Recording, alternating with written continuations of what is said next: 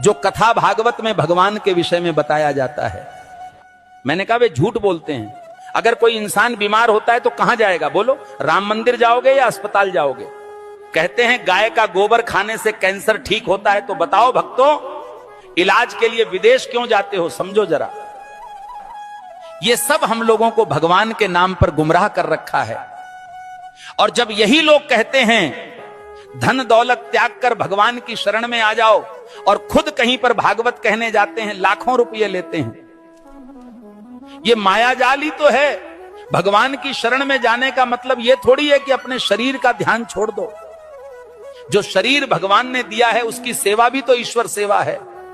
जब बुखार आता है तब राम की जगह दवा ढूंढते हो। जब जीवन भर की परेशानी हो तब बाबा का झूठा गोबर इलाज क्यों बन जाता है? गाय पूज्य है, इसमें कोई दो राय नहीं, पर यह कहना कि गोबर खाने से कैंसर ठीक हो जाएगा, यह विज्ञान नहीं, धोखा है।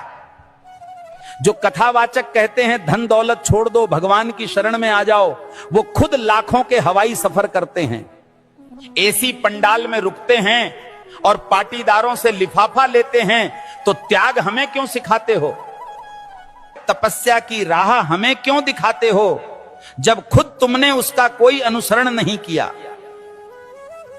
भगवान के नाम पर डर बेचकर जो अपने महल खड़े करते हैं वो संत नहीं, व्यापारी हैं।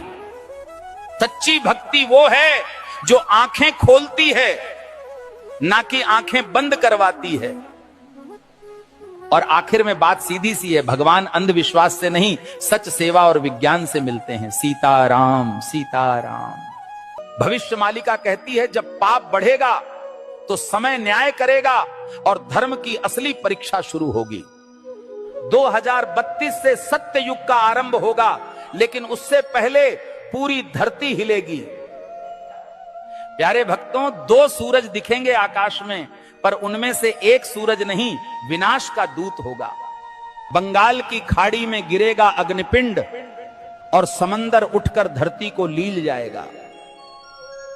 7 रात तक सूरज नहीं उगेगा, चांद नहीं दिखेगा, बस अंधकार होगा और भय, जिसे तुम प्राकृतिक आपदा कहोगे। तीसरा विश्व युद्ध दस्तक दे चुका है। शब्द नहीं अब शस्त्र बोलेंगे। भारत पर हमला होगा, परंतु धर्म की धरती कभी झुकेगी नहीं, क्योंकि भगवान कल्कि का अवतार होगा। जो शरण में आएगा बच जाएगा, जो अभिमान में रहेगा मिट जाएगा। प्यारे भक्तों, भविष्य मालिका चेतावनी नहीं, ये वक्त की आवाज है। जो सुन लेगा वही कल को देख पाएगा। धर्म अब उपदेश से नहीं बचेगा, धर्म बचेगा तो तुम्हारे कर्म और श्रद्धा से। जो अब भी सो रहे हैं, समय उन्हें जगाएगा नहीं, बल्कि बहा देगा इतिहास की धूल में। अब भी समय है भक्तों, या तो धर्म के साथ खड़े हो जाओ या अधर्म के साथ डूब जाओ। कल सऊदी अरब में आयोजित मेरे सत्संग के दौरान एक भक्त ने मुझसे एक दुखद प्रश्न किया। भक्त ने प्रश्न किया, गुरुजी, क्या राखी बांधने से बड़ी बात यह नहीं कि हर औरत को बहन समझा जाए? अरे मूर्खों, राखी के धागे पर इज्जत की एक्टिंग करते हो और बाकी दिन उसी इज्जत को आंखों से नोचते हो। राखी का धागा इज्जत का प्रतीक है, पर नजरें ही इज्जत न दें तो वो धागा क्या करेगा? जो आज बहन कह रहे हैं, कल उसी जैसी स्त्री को घूरते हैं। यही विडंबना है। जिस दिन पुरुष की नजर नारी को सच में बहन समझने लगेगी, उस दिन हर बेटी, बहन, हर स्त्री सुरक्षित अनुभव करेगी। भाई कहे जाने से कोई बड़ा नहीं बनता, उसके विचारों और दृष्टिकोण में सम्मान हो, यही सच्ची मर्दानगी है। राखी की रस्म निभाना सरल है, पर नीयत की सफाई असली परीक्षा है। हे प्रभु, जो स्त्री को देखकर गंदे ख्याल लाता है वो कभी भाई नहीं बन सकता।